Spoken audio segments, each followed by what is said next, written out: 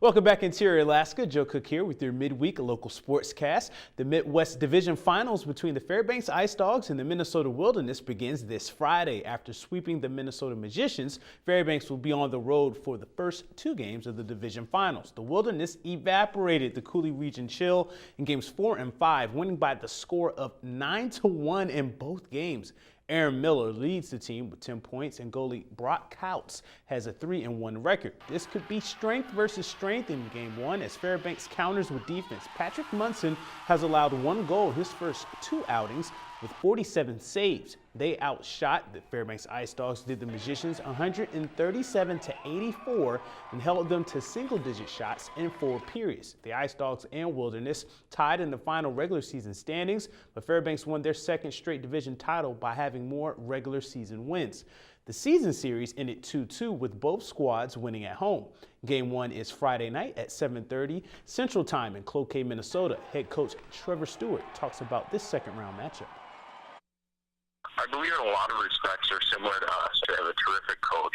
We have really good forwards, good defensemen. We've got to make sure that we're disciplined, like we play with tough discipline throughout the entire 60 minutes. We can't get away from our game plan. And this team is definitely way too good for us to get outside the box and expect that we're going to be able to find ways to win when we aren't playing our best hockey. So very important that we're focused and we're executing, and everybody's just kind of pulling a piece of their open, working hard for each other. And there could be another change to the high school football landscape, and it could potentially affect Fairbanks. How does 6 teams in the Rail Belt Conference sound? Well, some are for it and others not so much. Here's more.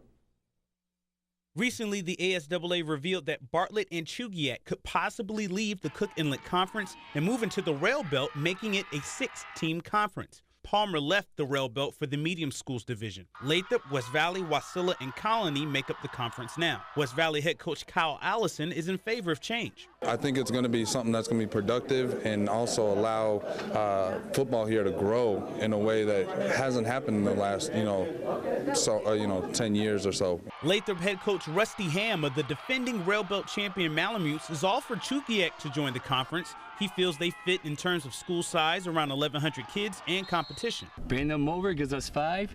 Leaves Anchorage with 6 quality, tough, competitive teams. Give us 4, give them 4 for the playoffs, and let's go for it. Bartlett, with an enrollment near 1,500, Ham's not too fond of them joining the conference. They're a powerful school, so if they come in our conference, it hurts us in chances of hosting a playoff game. I don't think that's good for Fairbanks. As long as you're going out there competing and you're bringing the level of competition up, it can't be anything but better entertainment, can't be nothing but better sportsmanship all the way around, and that's something that I think Alaska football has needed for a long time. Neither team will move prior to 2016. But wait, there's more. If Bartlett and Chugiak move over, then a 9-game schedule could be introduced with the top 2 from the CIC and the Rail making the playoffs.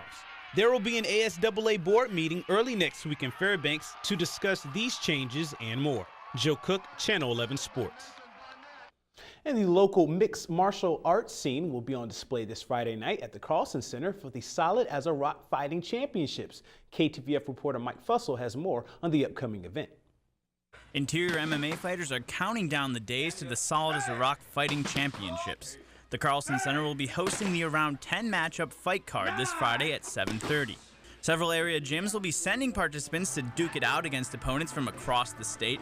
Promoter Ben Bennett says he's enforced training contracts to ensure fights are safe and exciting. Some of them have fought in past shows and stuff, but I put in everyone's contract that they need to be in a gym and training regularly. So I've hunted most of them down and got them either here, or they're training at Krav Maga, or they're training out the combatives on base, and I just kind of drive around and check in. And the Solid as a Rock Fighting Championships are now in their 9th year. And this time around, the main event pins 2 brawlers with a history against each other for the 155-pound title. It will be hometowner Seth Kroll and Cody Rice, who went toe-to-toe about a year ago. The matchup went to a decision after 3 rounds. Rice got his hand raised, but Kroll says he's expecting a good fight this weekend. We're both stand-up fighters, so I think it's going to be one hell of a war. We always do that. And I don't know, man, it's just going to be a good fight. A number of other Fight Night events have gym members of all types preparing for Friday. Lady Grapplers will get their time to shine in the event's first ever female grappling tournament. It will also see some debut amateur fights. Head coach Jeff Nielsen says everyone's been very busy getting prepared.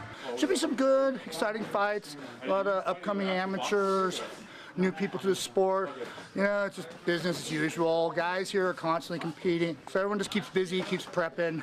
Reporting from Frostbite Valley Tudo, I'm Mike Fussell. And that'll do it for sports tonight. Mike Schultz is next with your 4-weather forecast, and we'll catch you next time.